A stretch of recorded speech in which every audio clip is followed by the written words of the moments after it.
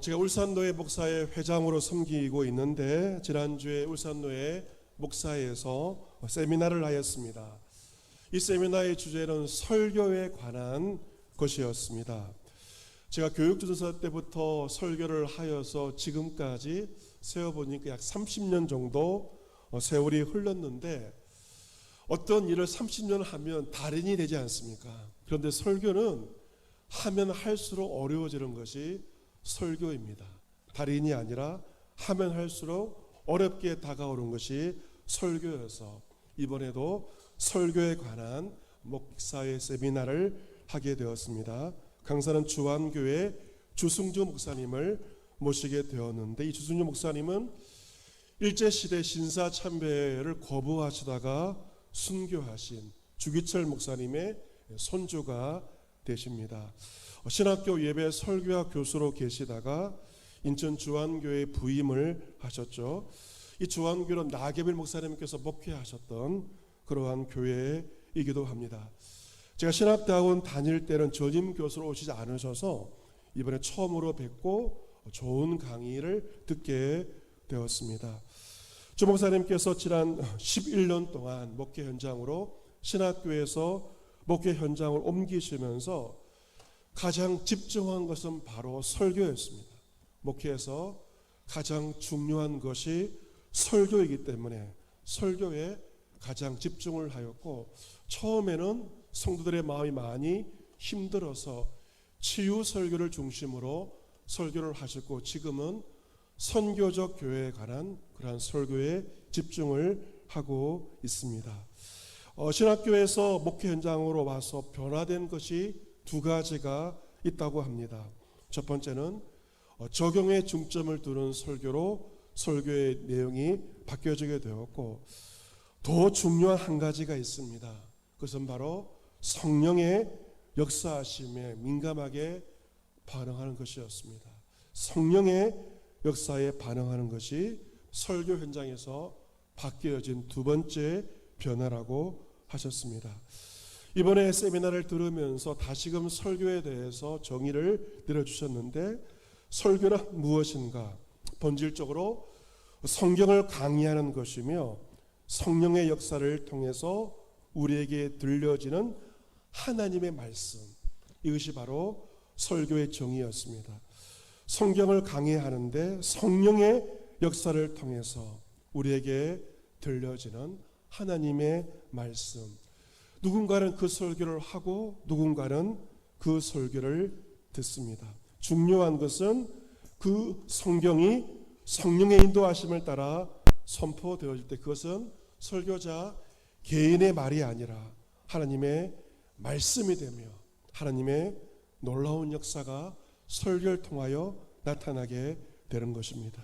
그래서 설교자 역시 늘 기도할 때 성령님의 역사를 의지하며 말씀을 준비하며 말씀을 선포해야 될 것이며 회중들 역시 여러분도 그냥 오는 것이 아니라 성령님의 역사하심을 의지할 때 설교를 통하여 하나님의 역사가 나타나게 되는 것입니다. 시작성경에는 많은 교회들 가운데 데살로니가 교회가 바로 그러한 교회였습니다. 바울은 데살로니가 교회를 향해서 칭찬합니다. 이런 우리 복음이 너에게 말로만 이런 것이 아니라 모든 능력과 성령과 큰 확신으로 된 것이다. 설교는 단순한 말이 아닙니다. 설교를 통하여 능력과 성령과 큰 확신으로 설교를 한 것입니다. 그 교회를 칭찬합니다. 너희 이런 많은 환난 가운데 성령의 기쁨으로 말씀을 받아 우리와 주를 본받은 자가 되었고 너희가 마게도니아와 아가야에 있는 모든 믿는 자의 본이 되었다라고 바울 사도는 데살로니가 교회를 칭찬을 한 것입니다. 그들은 큰 환난이 있었습니다. 많은 환난 가운데 설교를 들을 때 성령의 기쁨으로 말씀을 받았습니다. 성령의 감동하심 가운데 말씀을 받았기 때문에 주를 본받는 자가 되었고 모든 믿는 자의 본이 되게 되었습니다. 바울은 데살로니가 교회를 생각할 때 하나님께 끊임없이 감사했습니다. 왜냐하면 그들은 사도를 통하여, 오늘 목회자를 통하여 말씀을 받을 때 사람의 말로 받지 아니하고 하나님의 말씀으로 받았기 때문에 하나님의 말씀은 그들 가운데 역사하였던 것입니다. 이러한 성령의 역사가 오늘 예배 가운데 여러분 가운데도 함께 하시기를 기원합니다. 성령의 역사로 말씀 받을 때 그 말씀은 살아 역사하고 하나님의 능력이 여러분 가운데 함께 할 줄로 믿습니다. 오늘 성경 본문에서도 말씀을 통한 성령의 역사를 다시 한번 보게 됩니다. 사도 바울이 1차 선교 여행을 하고 있습니다. 그가 지금의 터키 비시대 안디옥에 가서 도대체 무엇을 하였습니까? 그가 한 것은 한 가지였죠. 설교였죠. 비시대 안디옥 유대인의 회당에 간 그는 주의 말씀을 선포합니다. 그는 다른 사역을 하지 않고 단 한 가지의 사역, 설교 사역만 하였습니다. 그의 설교의 주제가 무엇이었죠? 성경을 통하여 구원자 예수 그리스도를 증거하는 것이었습니다. 복음을 전하는 것이었습니다. 그리고 그 설교를 마치면서 도전합니다. 예수를 힘입어 제사함을 받으라. 예수를 믿음으로 어렵다 하심을 얻어라. 내가 선포한 예수를 너희가 믿으라고 라고 도전을 하게 됩니다. 이 설교를 들은 그들의 반응은 어떤 반응이었죠? 사람들은 다음 안식이라도 우리한테 와서 말씀을 전하라고 요청을 하게 됩니다. 그리고 그 요청에 바울이 응답을 하게 됩니다. 다음 날 안식일이 되었습니다. 본문 44절 말씀 보시면 비시대 안디옥의 온 시민이 거의 다 하나님 말씀을 듣고자 하여 모였다라고 기록되어 있습니다. 이것은 일종의 과장법적인 표현입니다. 그만큼 많은 사람들이 바울에게 찾아온 것입니다. 왜 찾아왔는가? 다른 것이 아니에요. 하나님의 말씀, 온전한 하나님 말씀을 듣기 위하여 많은 사람들이 모여들게 되었습니다. 그런데 많은 무리가 모여들자 유대인들은 갑자기 시기가 가득하였습니다. 유대인들은 바울이 말한 것을 듣고 반박합니다. 설교자 바울을 막 비방을 하기도 합니다. 왜 그렇게 반응합니까? 시기 때문에 많은 사람들이 바울에게 모인 것을 보고 배가 아파서 시기심 때문에 바울을 반박하고 바울을 비방하기도 합니다. 하지만 그러한 비방을 듣고도 반박의 말을 듣고도 바울과 바나바 눈 하나 깜짝하지 않습니다. 담대히 말하죠. 하나님의 말씀을 마땅히 먼저 너희에게 유대인에게 전하였다. 하지만 너희들이 유대인들이 하나님의 말씀을 버리고 영생을 얻기에 합당하지 않은 자로 자처하게 이제 우리는 이방인에게로 향한다 라고 말합니다. 그것은 성경적 근거가 있는데요. 이사야 49장 6절에 있는 말씀이 본문 47절에 인용되고 있습니다. 주께서 이같이 우리에게 명하시되 내가 널 이방의 빛으로 삼아 너로 땅 끝까지 구원하게 하리라 하셨느니라. 만약 유대인들이 복음을 거부한다면 주님은 바울과 바나바를 이방의 빛으로 삼아서 이방인들 땅 끝까지 구원하게 하신다고 이사야서의 예언이 바울을 통하여 바나바를 통하여 성취가 된 것입니다. 바울의 설교를 듣고 유대인들은 시기심에 가득하였지만 이방인들은 기뻐하였습니다. 이방인들 바울을 통하여 들은 주의 말씀을 찬송합니다. 그 말씀을 듣고 영생을 주시기로 작정된 이방인들은 예수님을 다 믿게 되었습니다. 그들은 바울이 선포한 설교 말씀을 통하여 예수 그리스도를 믿게 되었습니다. 여러분, 예수를 믿은 것은 비시대 안디옥에 모인 사람들, 이방인들의 결단이었고 선택이었습니다. 하지만 성경은 동시에 무엇을 말합니까?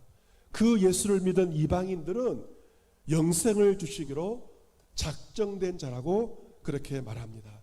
같이 해볼까요? 영생을 주시기로 작정된 자. 무엇을 주시기로? 영생을 주시기로 그들이 작정되었다라고 말하고 있습니다. 이것이 우리에게 무엇을 말해주고 있습니까? 우리가 주의 말씀을 듣습니다. 예수를 믿기로 우리는 결단하지만 그것이 어떻게 가능한 것인가? 내가 결단하고 선택하기 이전에 하나님께서 나를 어떻게 하셨다? 작정하신 것입니다. 무엇을 주기로? 영생을 주기로, 영원한 생명을 주시기로 하나님께서 작정하셨기에 내가 말씀을 듣고 설교를 듣고 예수님을 믿게 되었습니다. 여러분들이 예수님을 믿게 된 것은 여러분의 선택 이전에 하나님께서 만세전에 여러분을 예정하시고 여러분을 택정하신 것입니다. 에베소서 1장 3절 이하에서도 그것을 말하고 있습니다. 바울은 찬송합니다. 왜냐하면 하나님께서 그리스도 안에서 하늘에 속한 모든 신령한 복을 우리에게 주셨기에 하나님을 찬송합니다. 그렇다면 하늘의 신령한 복이 무엇이? 우리가 늘 기도할 때 하늘의 신령한 복과 땅의 기름진 복이라고 말하는데 도대체 하늘의 신령한 복이 무엇인가? 그것은 바로 하늘의 신령한 복은 예수님을 믿는 것이고 하나님께서 우리를 택하신 것이 바로 하늘의 신령한 복입니다. 그래서 바울은 에베소 1장 3절 4절에서 창세전에 그리스도 안에서 우리를 택하사 창세전에 그리스도 안에서 우리를 택하여 주셨고 그 기쁘신 뜻대로 우리를 예정하사 예수 그리스도로 말미암아 자기 아들들이 되게 하셨으니 이런 그가 사랑하신 자 안에서 우리에게 거저 주시는 바 그의 은혜의 영광을 찬송하게 하려는 것이다. 내가 주의 말씀을 듣고 예수를 믿은 것처럼 보이고 그것이 분명하지만 더 중요한 것이 있습니다. 하나님께서 창세전에 그리스도 안에서 우리를 택하셨습니다. 우리를 예정하셨습니다. 이것이 신령한 복입니다. 이것을 세상이 그 어떤 복과 비교할 수 없는 가장 신령한 복입니다. 내가 예수님을 선택한 것처럼 보이지만 예수님께서 창세전에 나를 선택하신 것, 그러기에 그 택함을 받은 자들은 하나님의 선택하심과 하나님의 은혜를 찬송할 수밖에 없는 것입니다.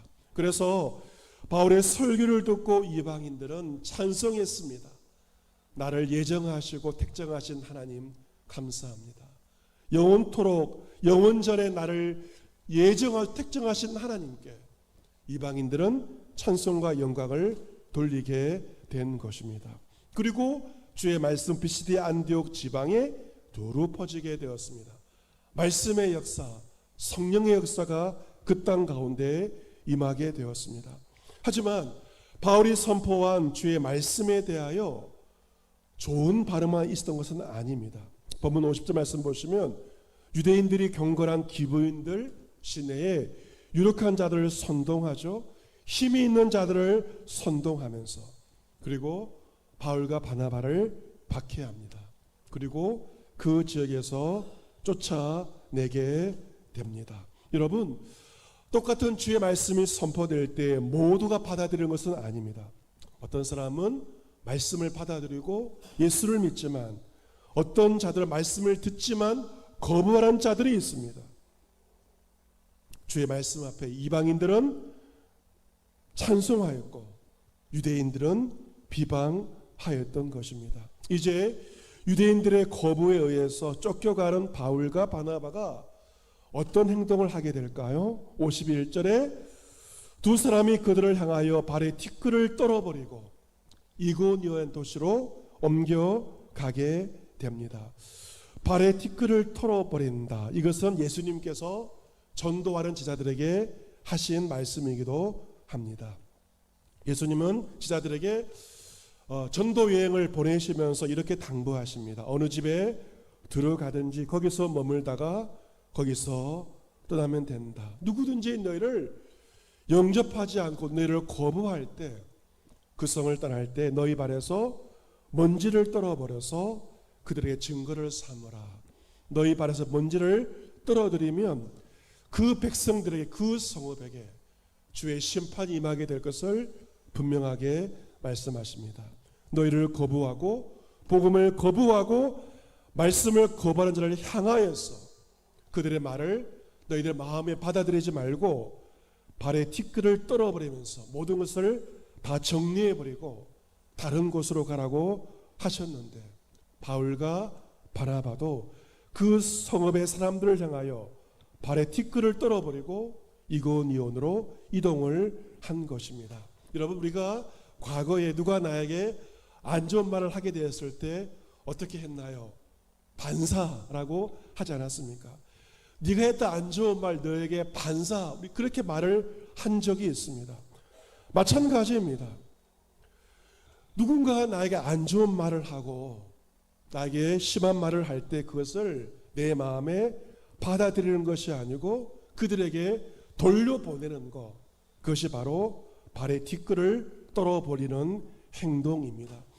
여러분께서 학창시절과 사회생활을 하면서 심지어 교회생활을 하면서 사람들에게 들었던, 지금도 내 마음에 기억이 되고 있는 안 좋은 말들, 그것을 마음에 두면 병이 됩니다. 독이 되는 것이죠. 여러분, 나에게 안 좋은 말 하는 그 사람을 향하여 발에 티끌을 떨어버리시길 바랍니다. 한마디 말을 하세요. 어떤 말? 반사. 왜 여러분이 그 말에 좌우되며 사십니까?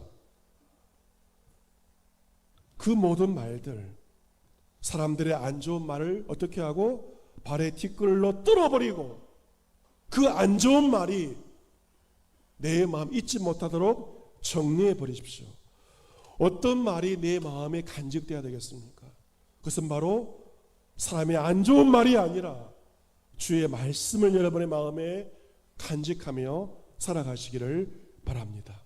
그래서 바울은 그들을 향하여, 자신을 대적하는 그들을 향하여 발에 티끌을 떨어버리고 다른 지방으로 옮겨 이동한 것입니다. 그리고 기자들의 마음속에 무엇이 충만하였는가? 본문 52절에 같이 읽어볼까요? 52절 같이 읽습니다. 시작. 제자들은 기쁨과 성령이 충만하니라. 아멘. 지금 유대인들이 사람을 선동해서 말도 안 되는 소리를 하고 있습니다. 핍박을 당하고 있어요. 쫓겨가고 있어요. 하지만 그들의 심령에 무엇이 충만하였다? 기쁨이 충만하였고, 무엇이 충만하였다? 성령이 충만하였다는 것입니다. 예수님께서 말씀하셨죠. 나로 말미암아 사람들이 너희를 미워하며 멀리하고 욕하고 너희 이름을 악하다 하여 버릴 때 너희에게 복이 있도다. 그때 기뻐하고 뛰놀라. 하늘에서 너희 상이 큼이라 라고 말씀하셨습니다. 예수님은 나 때문에 너희가 사람들로부터 어려움 당할 때 기뻐하고 즐거워라고 하셨는데, 정말 바울과 바나바가 그리하였습니다. 여러분, 어떻게 사람의 의지로 이렇게 할 수 있겠습니까? 하지만 성령께서 충만하였을 때 바울과 바나바 모진 말을 듣고 쫓겨가면서도 그들은 기뻐하며 성령 충만하여 그들의 길을 갔던 것입니다. 여러분, 이 말씀을 통하여 볼 때 바울과 바나바 가운데 성령께서 역사하신 것입니다. 여러분, 바울과 바나바가 설교학을 전공해서 설교를 잘해서 능력이 많아서 비시대 안디옥 사람들이 그 말씀을 듣고 예수를 믿은 것이 아닙니다. 어떻게 그 일이 가능하였을까요? 성령께서 말씀 중에 역사하기 때문에 그의 설교를 듣고 많은 사람들이 예수님을 믿게 되었습니다. 성령님은 바울과 바나바가 말씀을 전할 때, 설교할 때만 함께 하신 것이 아닙니다. 그들이 사람들로부터 핍박을 당하고 비방을 당하고 쫓겨날 때도 성령은 그들과 함께 하신 것이고, 성령이 함께 하였기에 그들은 여전히 기뻐할 수 있었던 것입니다. 사랑하는 성도 여러분, 여러분의 지난 한 주의 삶이 어떠하셨습니까? 전도대가 또 복음을 전하고 있습니다. 누군가에게 복음을 전하고 주의 말씀을 전할 때 우리는 그 말씀을 통하여 성령의 역사를 경험하기도 하고 기쁨을 누리기도 합니다. 하지만 우리는 사람들 때문에 복음을 전하다가 좋은 일을 하다가도 우리는 어려움도 당하고 심한 말을 듣기도 합니다. 그때 여러분은 어떻게 반응을 하였습니까? 바울과 바나바가 비시디의 안디옥에서 유대인들에게 비방 들었을 때 그들도 인간이었기 때문에 굉장히 힘이 들었을 것입니다. 억울하기도 하였을 것입니다. 속상하기도 하였을 것입니다. 하지만 그들은 성령 충만하기에 그럼에도 불구하고 그들은 기뻐할 수 있었던 것입니다. 여러분, 성령 안에 있다는 것은 무엇을 의미할까요? 그것은 사람들의 별말을 나에게 해대도 그 말에 괴이치 않고 그 말을 뚫어버리고 내가 주의 말씀에 좌우된다면 나는 성령 안에 있는 것입니다. 성령께서 내 안에 계시고 주의 말씀이 내 안에 가득할 때 우리는 바울과 바나바처럼 어떠한 상황 가운데도 기뻐할 수가 있습니다. 이러한 성령의 역사가 이번 한 주간 여러분과 함께 하시기를 기원합니다. 성령 충만하면요, 누가 무슨 말을 해도 나는 기뻐할 수가 있고 내가 걸어갈 그 길을 기뻐하며 걸어갈 수가 있습니다. 이번 주 여러분이 여러분의 삶을 잘 산다고 해도 사람들이 여러분에게 좋지 않은 말을 할 수가 있습니다. 사람들은 여러분이 못할 때에도 말을 하지만 여러분이 좋은 일을 하고 복음을 전해도 시기할 것입니다. 비방할 것입니다. 없는 말을 지어낼 것입니다. 하지만 결코 그들의 말에 좌우되지 마시기를 바랍니다. 그 말들을 들으면 그들을 향하여 발에 티끌을 떨어버리시기를 바랍니다. 오직 주의 말씀과 여러분 안에 계신 성령님을 의지하시기를 바랍니다. 그리하여 성령 가운데, 기쁨 가운데, 말씀 가운데 살아가는 이번 한 주간이 되시기를 바랍니다. 여러분, 이 성령은 말씀으로 함께 하시고요, 또 한 가지가 있습니다. 성령은 기도와 함께 우리 가운데 역사하십니다. 주님께서 이렇게 말씀하셨습니다. 너희가 근심하나, 우리 세상을 살면서 많은 것 때문에 근심하지 않습니까? 너희가 근심하나 너희 마음이 기쁠 것이요 너희 기쁨을 빼앗을 자가 없으리라. 어떻게 우리가 근심 가운데 기뻐할 수 있는가? 주님께서 말씀하십니다. 내가 진실로 진실로 너에게 이르노니 내가 무엇이든지 아버지께 구하는 것을 내 이름으로 주시리라. 지금까지 너희가 내 이름으로 아무것도 구하지 아니하였으나 구하라, 그리하면 받으리니 너희 기쁨이 충만하리라. 충만한 기쁨의 비결이 바로 기도에 있고 기도의 응답에 있습니다. 여러분, 많은 근심거리가 있을 것입니다. 경제적으로 또 여러 가지 육신적으로 참 많은 근심거리가 우리 가운데 있습니다. 하지만 근심 가운데도 주님께 기도하는 한 주간 되시기를 바랍니다. 주님, 여러분의 기도에 반드시 응답하시고요, 기도의 응답을 통하여 여러분에게 기쁨을 주실 것입니다. 근심이 밀려올 때, 앞이 캄캄할 때 기도를 잊지 마시기를 바랍니다. 집을 나서기 전 하루를 시작하고 하루를 마무리하면서 기도로 시작하고 기도로 마무리하시기를 바랍니다. 주님은 기도의 응답을 통하여서 피곤한 우리 마음속에 기쁨을 주시는데 그 기쁨은 바로 충만한 기쁨입니다. 여러분의 마음속에 있는 근심과 적대감, 괴로움, 분노, 절망에 결코 지지 마시고 그 모든 것들을 성령 가운데 말씀과 기도로 승리하는 한 주간 여러분의 삶이 되시기를 바랍니다. 그리하여 이번 한 주간 내가 처한 그 어떤 상황 가운데도 성령 충만하며 말씀과 기도 가운데 충만한 기쁨을 누릴 수 있는 여러분 모두가 될 수 있기를 예수 그리스도의 이름으로 축복합니다.